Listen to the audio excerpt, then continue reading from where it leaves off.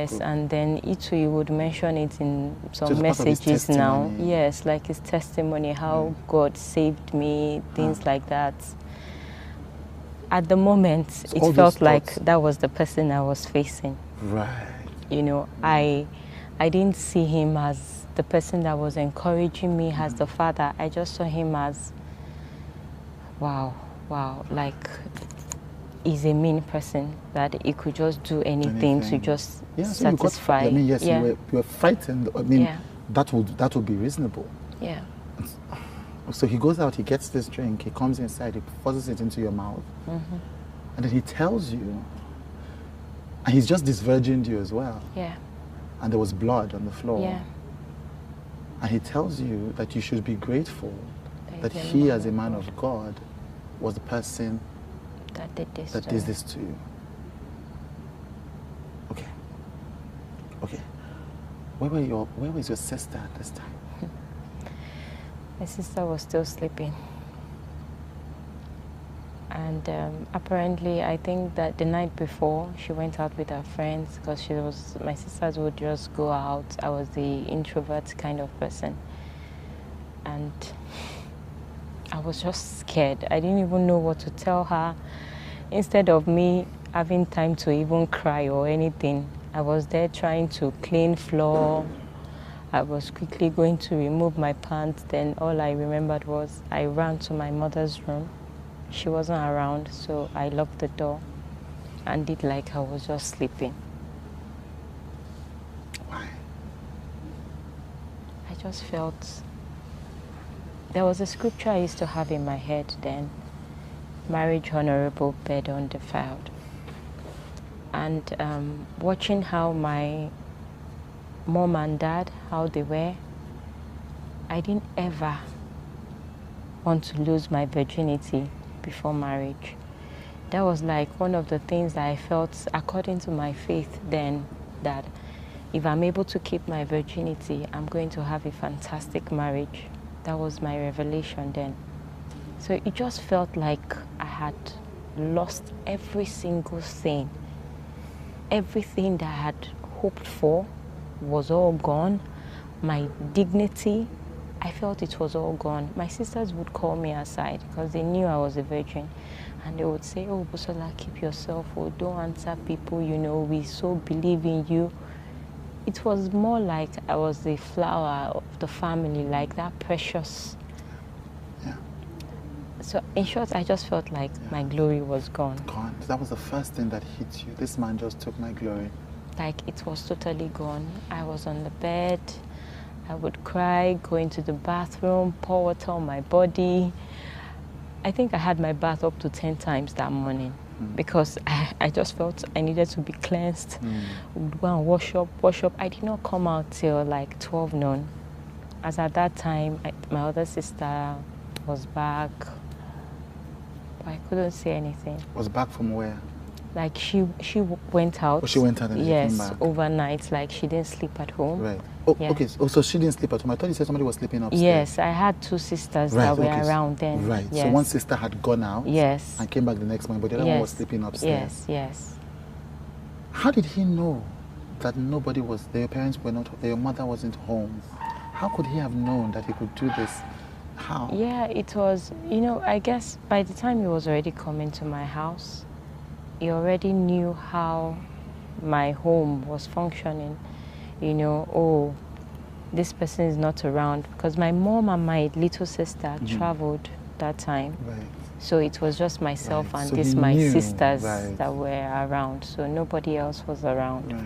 And he knew the way the house was big and all of that. Yes. So it wasn't even something, he didn't do it in a way that it was inside the house. It was just the living room because it's a duplex. You open the door, you see the living room, then you have to step down to get to the dining area. So it was just the open door. It was just on this side. So it wasn't, there was no distance. Wow, okay. I'm sorry about this. I've lived with it over the years. Yeah. And this is the first time you're talking about this to anybody apart from your family. Yeah. like it's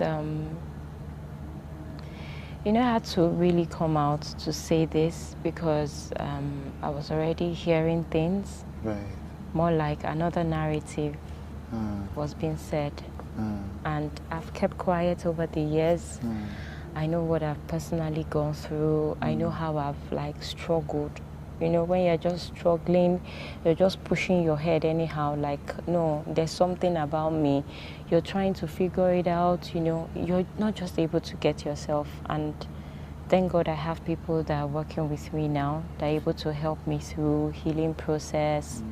And I'm seeing a way that I can also help others, you know, people that are silently going through this kind of thing, because the pain is not what you can define. The hurt is not the kind of hurt that you can say, I even know how to come out of it. It's more like you're struggling. It's a struggle.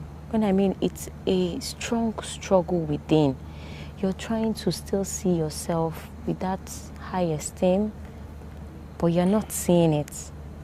You're trying every way. Sometimes you try to get it through validation of people. It's through what your friends. Sometimes it's through a lover. You know, you're sort of in a situation where you don't have control of things. You're just depending on everything around you. Yeah, I see that.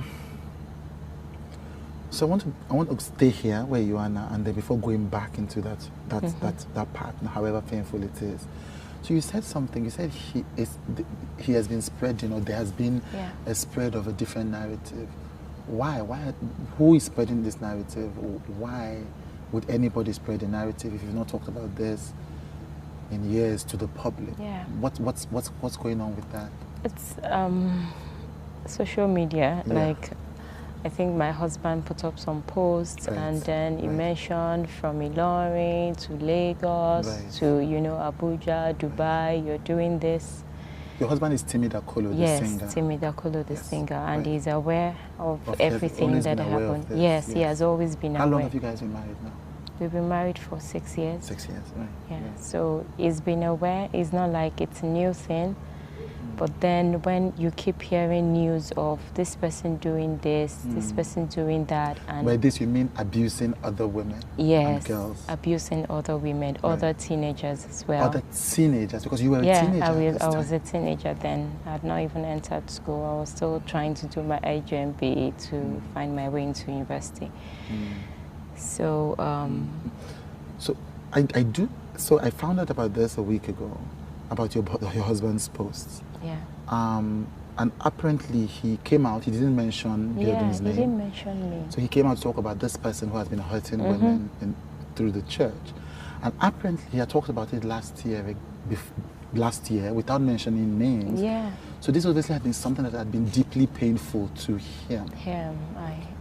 So based on what you were saying, because he spoke out, you know, and the people that he was talking about, which is Biodun and his people, knew that Timi was talking about him. Yes. So so you were saying they began to spread stories about you that you heard about. Yes. I think in a way they had already even spread some stories. What because kind of, the first time when it happened, you know. First time when Timi spoke. Yes, when Timi spoke up. Someone was saying it, like another pastor was saying it, that, oh, he said you guys had an affair. Ah, so you had heard the pastor say to your husband that Biodun said he had an affair with you. With me. Now, sorry, but you were under 18 at this time. I was under 18. If he had an affair with you, he was having an affair with a minor anyway. Yes. And this is obviously, because I've heard this part of the story, this is obviously a well-known pastor, even though we will not mention the pastor. Exactly. Name. It's just a thing of, that actually made me, even before these stories, I started hearing stories, I already lost all the credit of men of God trying to do like they are listening to you, like they care about you. Since then, I've never worked in a church. I just go to church anytime I want, come out. I'm not part of any group. It's about my relationship with God. So the first time Timi spoke out in the social media without calling Biodun's name, you began to hear stories. That's the first time this stories then you got heard from this big pastor. Yeah. And then Timi spoke out again this Yeah. year. Did something trigger Timi speaking out again this year? There was this, I was just there in my studio and I had Your phone photography calls. studio? Yes, my photography studio. And I had phone calls, you know. Eventually I picked up, Busola, don't check online, no. Something is going on. You know your truth. My sister called me. Then she was like, you know your truth. A friend just called and she said, imagine people saying rubbish, someone saying rubbish about you on social media. From where now? That Busola, just don't mind all these people. I was like, what? So I went online and I saw it. You saw what? I saw the message the person put, go and ask your wife. The person responded on Timi's post. Right. Go and ask your wife that was sleeping around with pastors in Ilorin. Right. Go and check the DNA, spending church's money. All that really, it triggered a whole lot. Like, I felt like I've been bullied enough. I've kept quiet for a very long time. You know, even when I heard there was this main story that came out previous year of a lady, you know, I didn't put my mouth, you know, I just kept quiet. And me keeping quiet, I felt like I was just losing myself. Like, you're losing yourself. Someone is bullying you. You're not getting the opportunity to speak up, to say something. DNA of my children, that's, in short, to just say, oh, she's promiscuous. So these people were, so this lady, one of these messages that your friends actually looked at was somebody questioning the paternity of your children. Exactly. Because of what Timi had said. And Timi never mentioned me. Didn't mention you. You. He didn't mention me. Right. I meant so. And so whoever was responding, these people who were responding, obviously knew about you and about what Biodun had done with you. Exactly. And we're trying to manage this situation. Exactly. So at that moment, see, I had a very long silent moment. When I just sat down. I had to tell my clients at the studio that, sorry, I just need to sit down. I went to the toilet and I sat down for almost 20 minutes. What should I do? I'm like this quiet person that I'm just getting to connect with myself. What's all this? And at that point, I started telling myself, I think you have to be courageous to come out and say your truth. So before these accusations came, you were not going to come out and say anything about this? Yes, no, I was just quiet. I was just quiet. Even when church members, some people would ask, what even happened now? COZA? Is it church nothing. members? You mean COZA church COZA members? church members, especially the early church members then. I would tell them nothing. Oh, I just felt like, you know, we'll get to that part where I would say how I came out of the church and things like that, you know. But I'm going to ask again, even though I mean, if what you say or called is an irrelevant question, but why did Timi speak out again this year? What triggered that? You haven't different people that have reached out to him, more like you are the voice that can help us. This person is still doing this. Right. So because he had spoken in the past, and apparently, like you say, this Biodun continues. Yeah. You know, people say that Biodun continues to have affairs with teenagers and below 18 and above. Yeah. So people come to Timi to tell him about what is happening. Yes. And Timi is triggered again. Yes. Because this thing that happened to you that you know about is not happening to other younger women. Yes, exactly. And that's actually the point why I decided to let me come out. Yes. Let me come out and let them know that you're not alone in this. Yes. Like, it's happened to me. I'm walking through my healing process with great people. So it's a hard one. I don't know. It's really hard. Yeah. But then, thank God for a great husband, I would say. Some people are still single. Some people are even probably still struggling in their marriages because of things like this. Okay, let's go back. And again, it's difficult thing, but it's necessary to do that. So, Biodun does this, and does this to you, rapes you? allegedly. Yeah. And you go into the room, he goes home. Yeah, he went home. And then what happens? That's it? That was on a Monday, and at that point I was just scared of him. Scared of him? Scared of him, yeah. And I love my family. I don't want anything to happen to anybody. Because he's an ex-cultist, as he has said. Yeah. So that image was more in my head than any, pastor. So the next, the Bible, I still had to go because my sisters were cell leaders. So I still needed to follow them. Busola, they're coming to church. You had to follow them back to the church that Biodun was pastor of. Had you told them about what happened? No.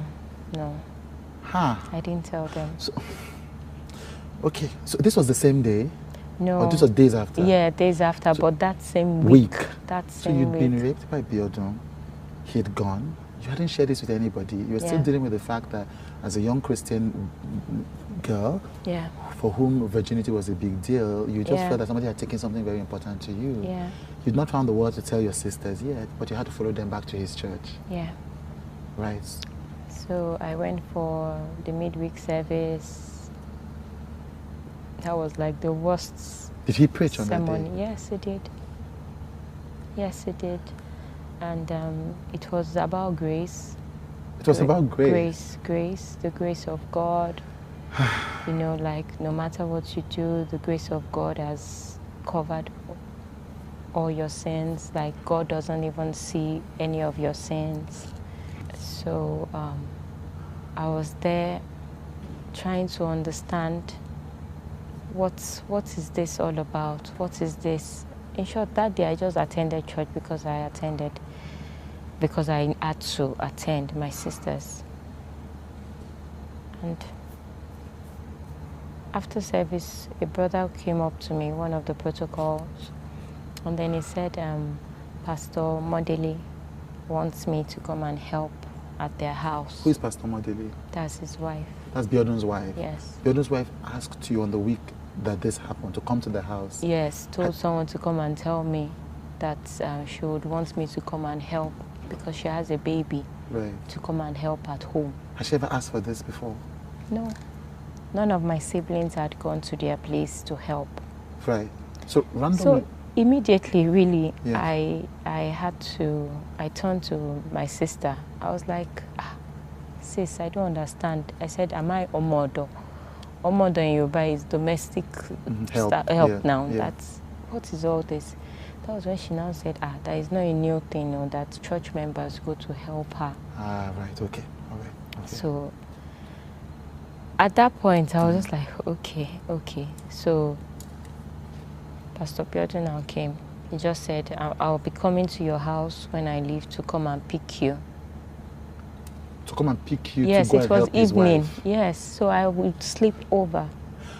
So Biodun Fatoyinbo, after doing this thing, walks up to you in the church after preaching about grace. Yes. To say he will come and pick you. Yes. To come and help his wife. Yes. That Pastor Modeli needs me to help her.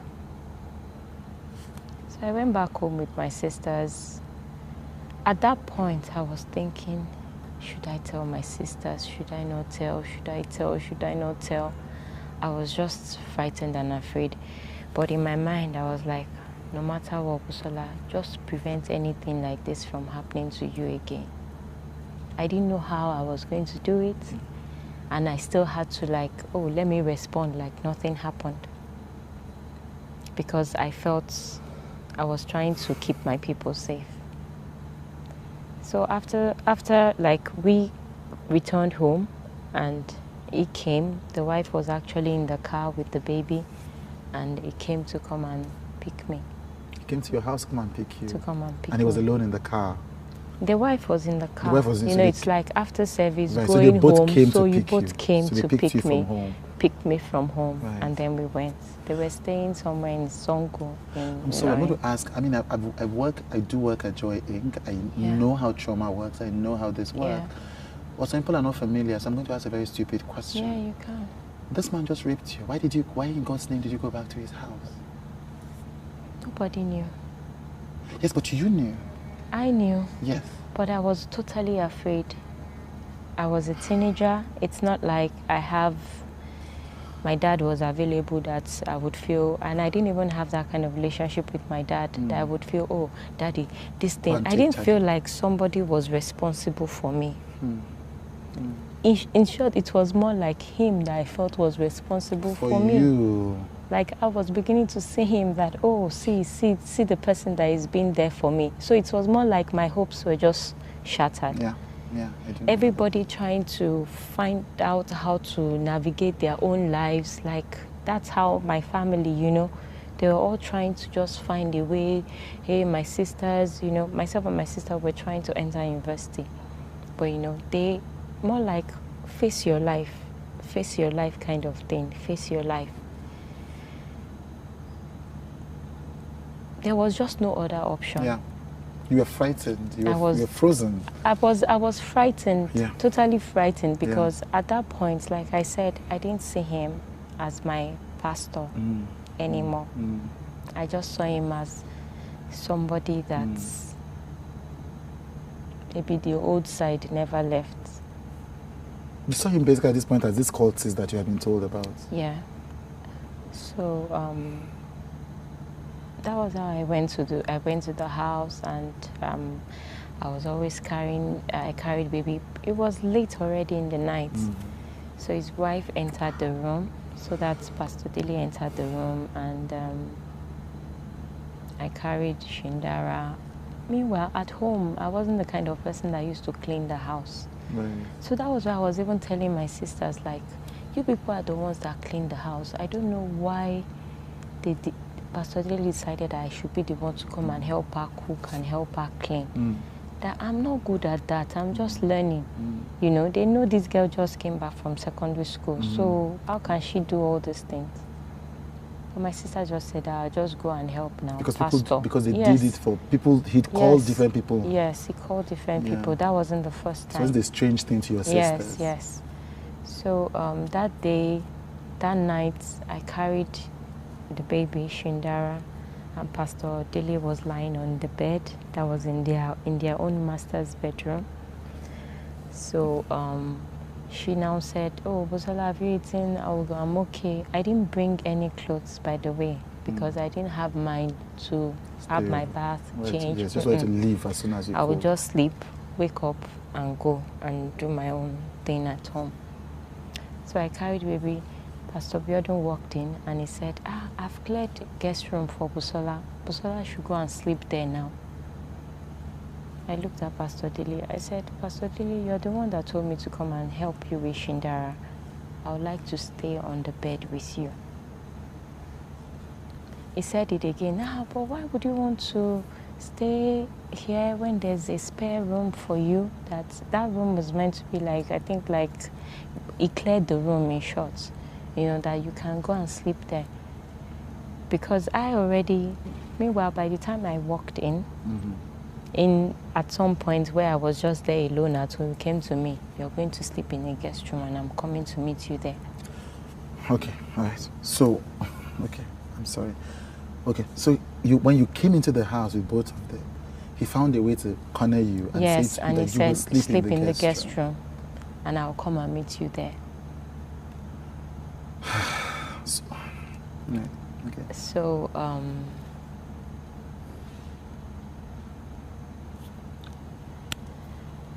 it was just let us sleep. I said no. He walked away again. I made sure I just carried Shindara. She was a baby, really little baby then. So then she now said, okay, Busola, just help me. Let's lay the bed, everything. As we're about to sleep again, he came in again. As well as sleep in his wife's room? Yes. In the master bedroom? In the master bedroom.